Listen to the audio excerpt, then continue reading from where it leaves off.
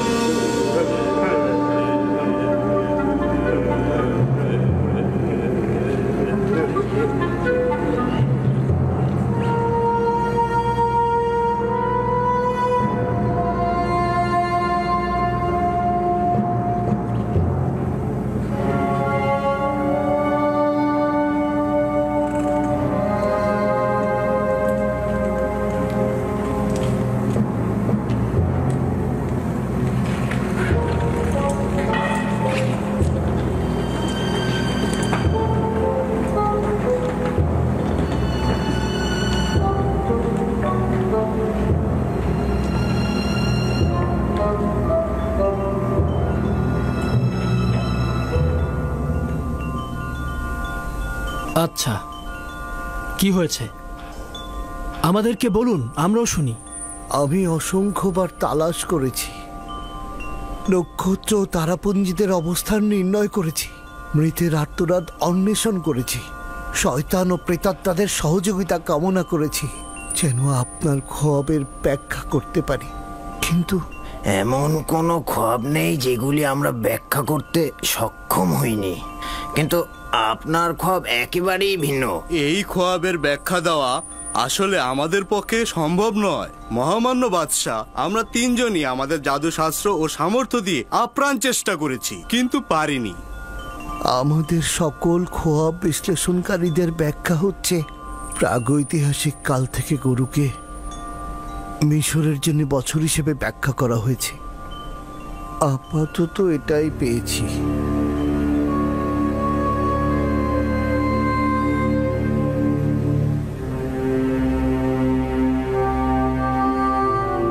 বছর?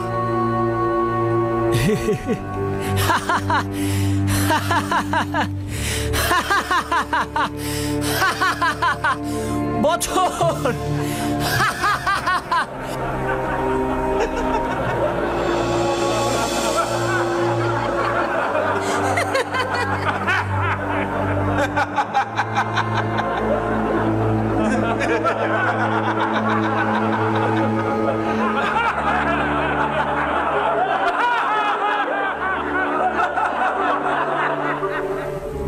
পাহাড় খুঁড়ে ইঁদুর বের হয়েছে আর নীলনদ থেকে মশার জন্ম হয়েছে।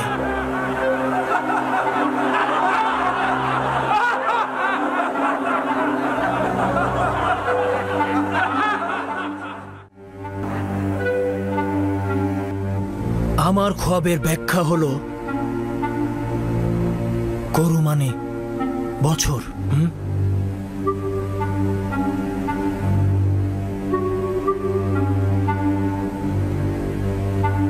আচ্ছা ইউজারশিপ, এবার তুমি বলো, তোমার খোয়াবের ব্যাখ্যা দেওয়ার পালা। ব্যাখ্যা নয় আলী জনাব, আমি আপনার খোয়াব রূপান্তর করে বলতে চাই। ব্যাখ্যা ও রূপান্তরের মধ্যে পার্থক্য কি রয়েছে? খোয়াব ব্যাখ্যার মূল ভিত্তি হচ্ছে অনুমান ও ধারণা, তার বিশ্লেষণ সুনির্দিষ্ট নয়। কিন্তু রূপান্তরের মূল হাকিকত হচ্ছে আধ্যাত্মিকতা। তাই আমি যা কিছু রূপান্তর করব তা নিঃসন্দেহে ঘটবে এবং তা পরিবর্তন ও বন্ধ করে দেয়া সম্ভব নয়। এই সকল বিশ্বাস কোথা থেকে পেলে ইউজারশিপ? নিজের প্রতি অনেক বিশ্বাস আছে তোমার। আমার পরওয়ারদিগারের নিকট থেকে আলী জনাব। আমি নিজে থেকে কিছুই বলি না, তিনি আমাকে রূপান্তর শিক্ষা দিয়েছেন। এগুলো যা বলছো অতিরিক্ত বাড়াবাড়ি ছাড়া কিছুই নয়। প্রমাণ করা তো দূরের কথা, তুমি কিছুই পারবে না। তুমি যে খোয়াবের ব্যাখ্যা করেছো সেটা সত্যি তো নয়, হাতে তোমার খোদার কুদরতের কথা বলছো সেটা তো নেই। যদি অনুমতি প্রদান করেন আমি সন্দেহের পর্দা উন্মোচিত করব এবং এই খোয়াবের হাকিকত ও আমার পরওয়ারদিগারের কুদরত প্রমাণ করব। জনাব অজ্ঞামোহর যদি সম্মত হন তাহলে পরস্পর সমঝোতার ভিত্তিতে খোয়াবের রূপান্তর করব। এখন পর্যন্ত আপনার খোয়াব বিশ্লেষণকারী বলেছেন গরু মিশরের বছর হিসেবে ব্যাখ্যা হয়ে আসছেন, সঠিক তো? হ্যাঁ, এ ব্যাপারে কোনো সন্দেহ নেই। এবং কবুল করছেন যে দুটো স্বপ্নে গরু ও গমের দানাগুলো একই অর্থে ব্যবহার হয়েছে? প্রকৃতপক্ষে তাই হবে। তাহলে কি সবুজ ও হুষ্টপুষ্ট প্রচুর পরিমাণ ফসলের নিশানা নয়, আর মৃত ও নিস্তেজ এবং শুকনো রোগা দুর্ভিক্ষের নিশানা নয়? ভিন্ন কোনো ব্যাখ্যা জেহেনে আসছে না। আপনি স্বীকার করলেন। তাহলে কি আমরা সিদ্ধান্ত গ্রহণ করতে পারি না যে মিশরে 7 বছর প্রচুর ফসল উৎপাদিত হবে এবং পরের 7 বছর শুষ্ক মৌসুম ও দুর্ভিক্ষ বিরাজ করবে?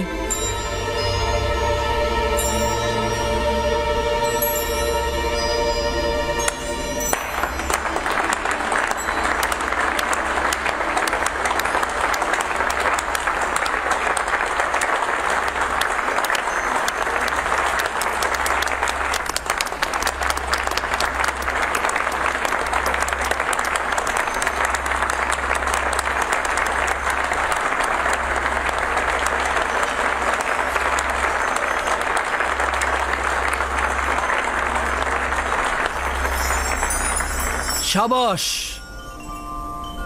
সাবাস ইউজারশিপ, এটি আমার খোয়াবের সর্বোত্তম এবং নিকটতম ব্যাখ্যা। এটাই সঠিক ব্যাখ্যা। জওয়ান ইউজারশিপ সঠিক ব্যাখ্যাই করেছেন।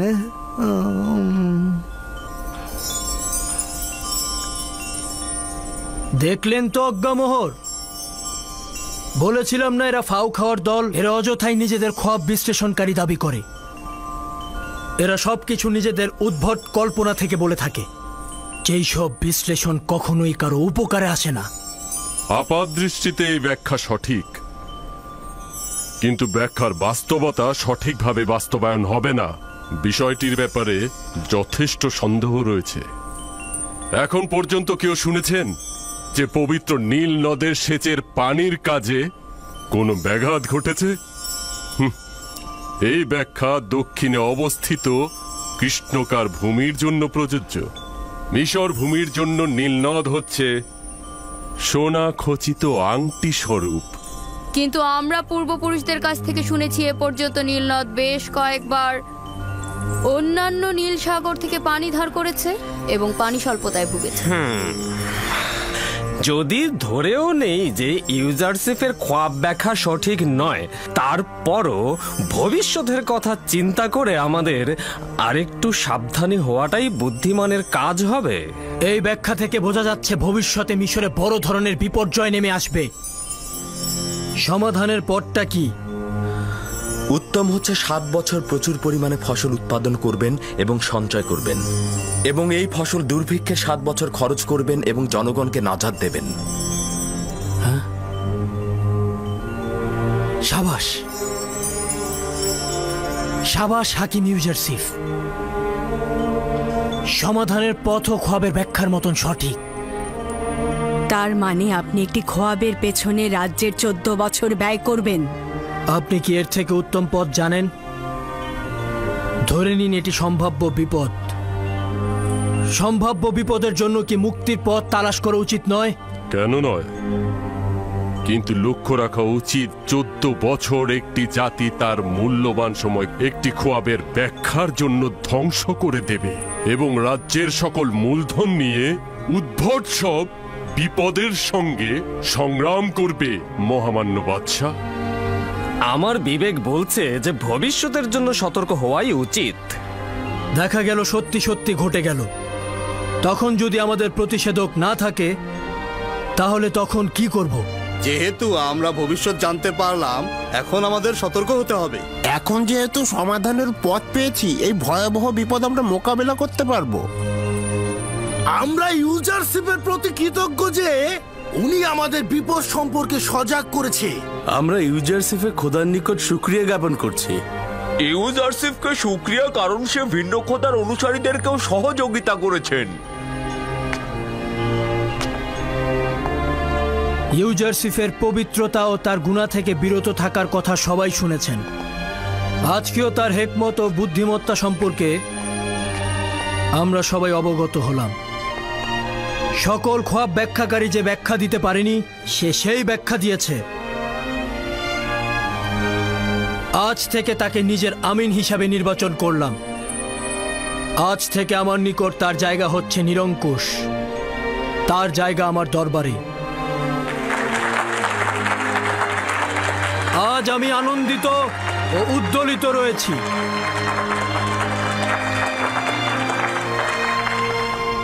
আমি চাইছি না এই খুশি তোমার খোয়াব ব্যাখ্যাকারীদের শাস্তি দিয়ে ক্রোধে রূপান্তরিত হোক। আজ মিশরের খাদেমদের এবং তাদের খোয়াব ব্যাখ্যাকারীদের অক্ষমতা আপনাদের সকলের সামনে প্রকাশিত হলো এবং আপনারা দেখলেন যে আমুন খোদার চাইতে শক্তিশালী খোদা রয়েছে। আমার খুশি ক্রোধে রূপান্তরিত না করতে চাইলে এখান থেকে চলে যান।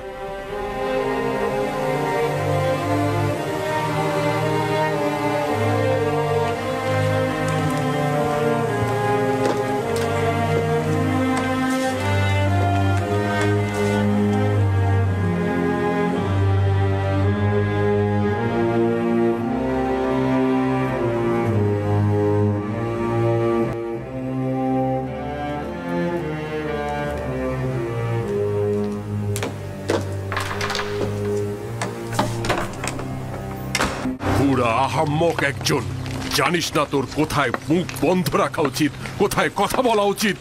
আমুনের রিজিক খাস আর আমুনের দুশ্মনের সমর্থন করিস। তার ব্যাখ্যা তো সঠিক ছিল, আমি ইনসাফ অস্বীকার করতে পারিনি।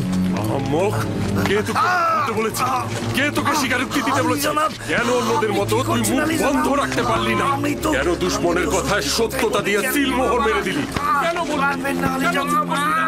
কেন বল? আলী জনাব, ছেড়ে দিন, ছেড়ে দিন আলী জনাব, মারবেন না, করে দিন আলী জনাব। বাদী আমর। জি আলী জনাব। এটাকে নিয়ে যাও। আলী জনাব, আলী জনাব, রহম করুন আলী জনাব। আমি খেয়ানতকারী নই আলী জনাব, আমাকে রহম করুন আলী জনাব। আমি খেয়ানতকারী নই আলী জনাব। এখন পর্যন্ত এই লাঞ্ছনা ইবাদতখানা ও ইবাদতখানার খাদেমদের জন্য আসেনি। নিঃসন্দেহে পরাজয়ের খবর মিশরের আনাচে কানাচে অতি দ্রুত পৌঁছে যাবে। বলবে যে ইব্রানি ইউজারশিপের খোদা একজন ভয়ঙ্কর ভেড়া চড়ানো রাখালের খোদা। এই খোদা মহান আমুনের খোদার উপর বিজয়ী হয়েছে। একজন অনভিজ্ঞ খোয়াব বিশ্লেষণকারী মিশরের অভিজ্ঞ ও প্রাচীন খোয়াব ব্যাখ্যাকারীদের ওপরেও বিজয়ী হয়েছে। এটা যেমন আমাদের জন্য লজ্জার, তেমনি মহান খোদা আমুনের জন্য। মিশরের লোকজন আমাদের খোয়াব ব্যাখ্যাদানকারীদেরকে ইলাহি হিসাবে ইবাদত করত। এখন আমাদের কি হবে? আমন খোদা রহম করুক। জানি না এই অপমানের প্রতিশোধ কবে নিতে পারবো।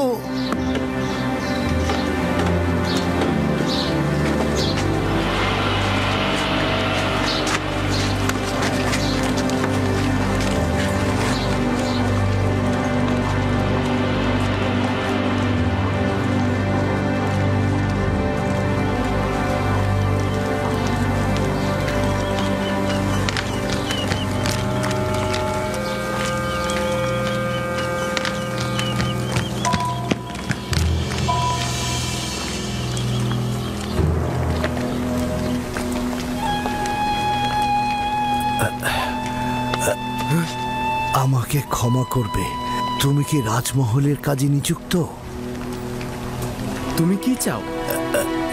ইউসুফ, দুঃখিত, ইউজারশিপ। তো তুমি কি ইউজারশিপকে চেনো? তাকে কি দরকার? সে কি এখন এই রাজমহলে আছে?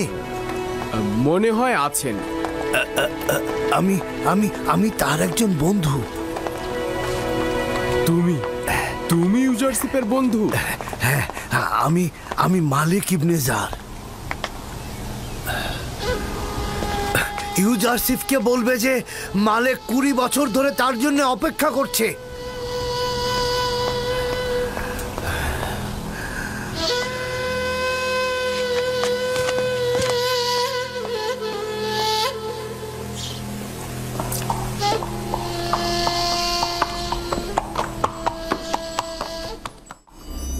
জনাব ইউজারশিপ আমার খবরের ব্যাখ্যা এমনভাবে করেছেন যে সামনে বড় ধরনের দুর্ভিক্ষ রয়েছে এবং এই বিশাল সংকট মোকাবেলায়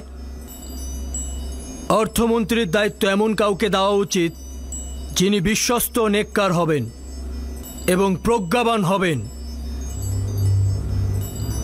আপনারা মিশরের গণ্যমান্য ব্যক্তিগণ এমন কাউকে কি চেনেন?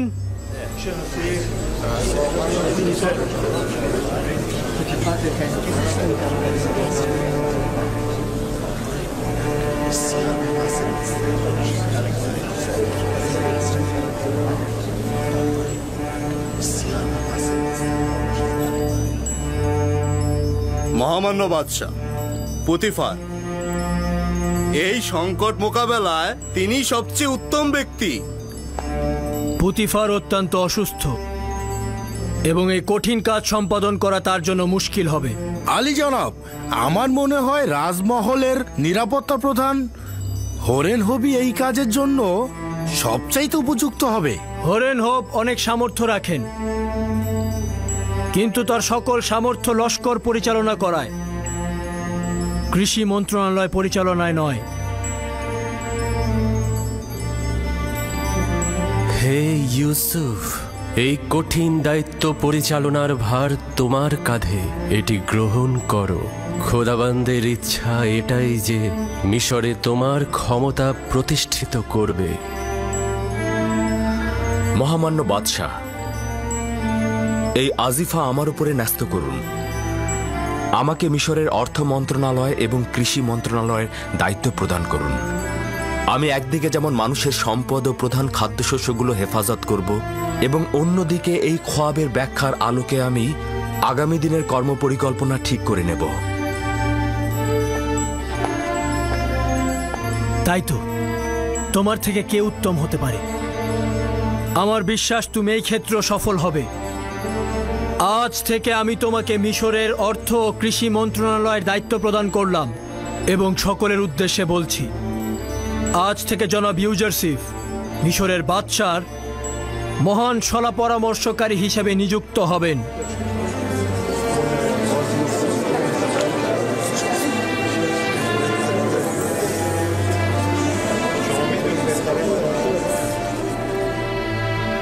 জোয়ানটি আমার অপরিচিত, কিন্তু সে বেশ জ্ঞানী। আচ্ছা, কিন্তু তোমার কি মনে হয় এই যুবক সেরকম কঠিন কাজ করতে পারবে? তা জানি না। তোমাদের কি মনে হয় তার খোদা কি আমাদের খোদাগণের চেয়েও মহান আর শক্তিশালী? আমার কিন্তু তাই মনে হয়। দেখলে না কিভাবে অকমহর ও ইবাদত খানের খাদেমরা পরাজয় স্বীকার করলো? তবে যাই বলো না কেন, মিশরে অভিজাত সম্প্রদায় থাকতে একজন ভিনদেশীকে নির্বাচিত করা লজ্জায় মাথা কাটার অবস্থা। আপনারা মিশরের সম্ভ্রান্ত ব্যক্তিগণ জানেন যে সাধারণ জনগণের কাছে খব বিশ্লেষণকারীগণ কতটা পদমর্যাদার অধিকারী, এবং যে কেউ এই মাকামে পৌঁছাতে পারে না। উনি যে নজির আমাদের সবাইকে দেখিয়েছেন তা সবাই দেখাতে পারে না। তার এই অভিষেক অনুষ্ঠান জাঁকজমকপূর্ণ ও স্বর্ণখচিত করে রাখব। আজ মহামান্য বাদশাহ উদার হস্তে এই নগণ্য বাদশার উপর দায়িত্ব অর্পণ করেছেন। আমার তাগাদ এই যে এই আনুকূল্যকে কামেল করুন। আমি জনাব ইউজারশিপের সকল তাগাদ গ্রহণ করব। আমার দুইটি তাগাদ। প্রথমটি, আমার কারণে কারাগারে বন্দী সকল নারীকে আপনি আজাদ করে দেবেন।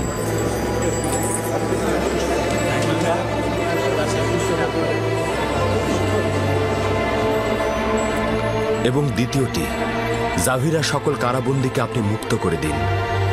আমি তাদের সঠিক ও সুন্দর আচরণের জিম্মেদার হলাম। আমরা আপনার কারণে ওই নারীদের কারাগারে বন্দী করেছি। যদি আপনি চান তবে আজাদ হবে, কিন্তু আপনি ভুলে গেছেন এই জুলেখার কারণে আপনি বছরের পর বছর কারাগারে কাটিয়েছেন। জি মহামান্য বাদশাহ, আমি সবকিছু ভুলে যেতে চেষ্টা করছি। আপনি বছরের পর বছর জুলেখার কারণে হাজতে ছিলেন। সে একজন খেয়ানতকারী নারী, তার অবশ্যই শাস্তি পাওয়া উচিত। আমি প্রতিশোধ নিতে সৃষ্টি হইনি আমার বানু। যে সকলের জন্য ক্ষমা আর রহমত নিয়ে এসেছে, সে কখনোই অভিশাপ প্রদান ও প্রতিশোধ পরায়ণ হতে পারে না। আমরা ভেবেছিলাম আপনি জুলেখা ও প্রতিফারের প্রতি চরম প্রতিশোধ নেবেন। আমি শুধু চেয়েছিলাম নিজের উপরে আনা মিথ্যা অপবাদ দূর করতে, তাদের কোনরূপ শাস্তি প্রদান বা কারাগারে বন্দী করতে নয়। এছাড়া নিষ্পাপ কারাবন্দীদের আজাদ করার প্রার্থনাও আমি করেছি। জাভিরার বন্দীদের আজাদ করা ঠিক হবে না, তারা তো বিপজ্জনক। তারা আমুন ও মিশরের হুকুমতের বিরোধী। আমি চাই না তাদের মুক্তি দিয়ে রাজ্যে বিশৃঙ্খলা ডেকে নিয়ে আসতে। আমি বছরের পর বছর তাদের সঙ্গে থেকেছি। আমি তাদের চরিত্র ও ভালো ব্যবহারের জিম্মাদার হলাম। তারা এখন আর জেলখানায় থাকার মতো নয়। অধিকার তোমার হাতে। তুমি আজকে ফরমান দেওয়ার হক রাখো এবং তোমার সিদ্ধান্ত বাস্তবায়নে প্রতিনিধিদের বাধ্য করতে পারো। আদেশ দাও যেন তারা আজাদ হয়। শুকরিয়া জ্ঞাপন করছে আলী জনাব।